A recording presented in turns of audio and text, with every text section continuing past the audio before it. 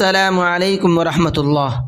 ہم لوگ قرآن کریم پڑھنا سیکھ رہے ہیں اور قرآن کریم کے اندر ہماری وہ صورتیں چل رہی ہیں جو ہم عام طور پر نمازوں کے اندر پڑھتے ہیں، یعنی چھوٹی چھوٹی صورتیں۔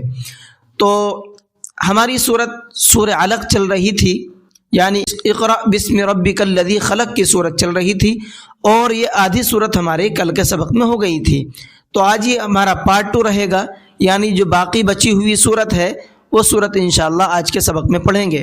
اور دوسری چیز یہ ہے کہ چونکہ آج کے سبق میں ایک سجدہ بھی آئے گا، جیسا کہ میں نے آپ کو کل بھی بتایا تھا، سجدہ کب ہوتا ہے، کیسے ہوتا ہے، یہ تمام باتیں انشاءاللہ میں آپ کو آج کے سبق کے اندر بتاؤں گا، ٹھیک ہے؟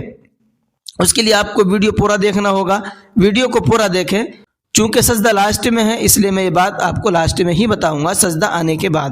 تو چلیے ویڈیو کو شروع کرتے ہیں، لیکن ویڈیو شروع کرنے سے پہلے آپ سے گزارش ہے ویڈیو کو لائک کر لیں، اگر چینل پر نئے ہیں تو چینل کو سبسکرائب کر لیں تاکہ قرآن کریم کو سیکھنے کی تمام اپڈیٹ آپ تک پہنچتی رہے اور ہم تمام لوگ قرآن کریم کی برکات سے فیضیاب ہوتے رہیں۔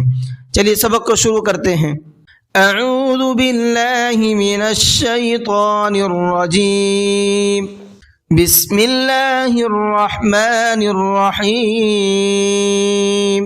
أرأيت إن كان على الهدى، إن كان نون ساکن کے بعد میں کاف ہے، اور کاف بھی اخفا کے حرفوں میں سے ہے، اس لیے نون کے اندر اخفا کر کے پڑھیں گے۔ کس طرح سے؟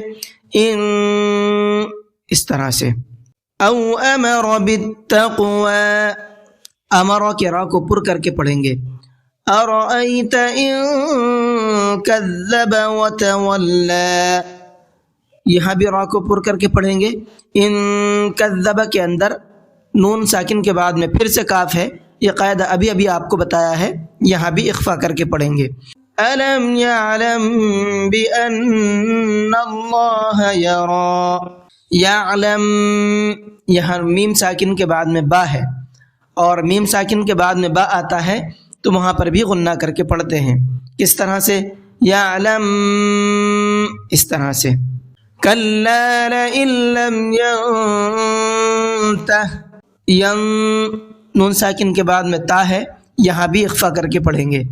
لنسفعا بالناصیہ، یہاں پر تنوین کے بعد میں با آ رہا ہے، اور کبھی بھی جب تنوین کے بعد میں با آتا ہے تو وہاں پر ایک چھوٹا سا میم بنا ہوا ہوتا ہے، جیسے کہ یہاں پر بنا ہوا ہے۔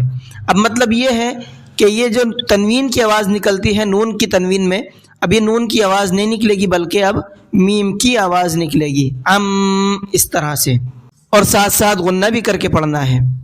بالناصیہ، نون کے اندر غنہ کریں گے اور صاد کو پر کر کے پڑھیں گے۔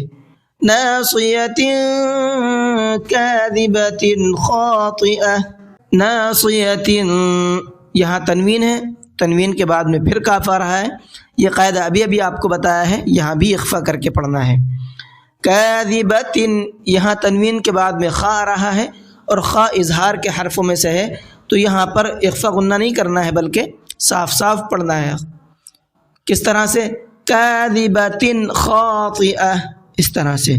فلیدع نادیہ، دال کے اندر قلقلہ کریں گے، اس لیے کہ دال حروف قلقلہ میں سے ہے۔ سندع الزبانیہ، یہاں بھی دال میں قلقلہ ہوگا اور ساتھ ساتھ زا کو سختی کے ساتھ میں پڑھنا ہے۔ کلا لا تطعہ واسجد واقترب، کلا لا، یہاں پر دونوں لام کھینچیں گے، پہلا والا لام بھی اور دوسرا والا لام بھی۔ کلا لا نہیں پڑھنا ہے اس کو بلکہ کلا لا، ٹھیک ہے؟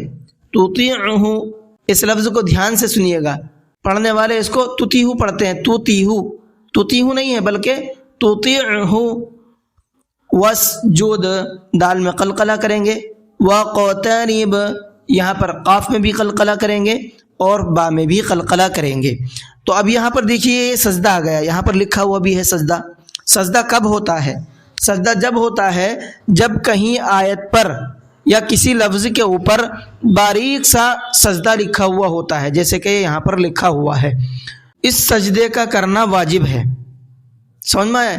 اگر ہم اس سجدے کو نہیں کرتے ہیں تو ہم گناہگار ہوتے ہیں۔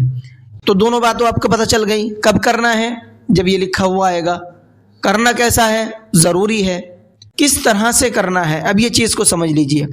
اگر ہمارا ایک سجدہ آیا قرآن کریم کی تلاوت کرتے ہوئے، تو کھڑے ہوں یا بیٹھے ہوں کیسے بھی کر سکتے ہیں. کھڑے ہو کے بھی کر سکتے ہیں، بیٹھ کے بھی کر سکتے ہیں. اب کرنا کیسے ہے؟ اگر کھڑے ہو کر کے کر رہے ہیں تو اللہ اکبر کہہ کر کے سیدھے سجدے میں جائیں گے، نیت نہیں باندھیں گے. سجدے میں جا کر کے آپ سبحان ربی الاعلیٰ جو تکبیر پڑھتے ہیں سجدے میں، اس کو آپ 3 بار پڑھیں، 5 بار پڑھیں، 7 بار پڑھیں، جتنی بار آپ کو پڑھنا ہے پڑھیں، اور اس کے بعد سیدھا ویسے ہی اٹھ جائیں. پھر سلام نہیں پھیرنا ہے. یہ تو کھڑے ہونے کی حالت تھی. اب اگر بیٹھ کر کے کر رہے ہیں تو وہاں پر بھی ویسے ہی اللہ اکبر کہیں گے اور سجدے میں چلے جائیں گے، اور جتنی تکبیرات کہنی ہے اتنی تکبیرات کہیں گے، اور ایسے ہی اٹھ کر کے کھڑے ہو جائیں گے، پھر اپنی تلاوت شروع کر دیں گے. تو یہ طریقہ ہے سجدہ کرنے کا.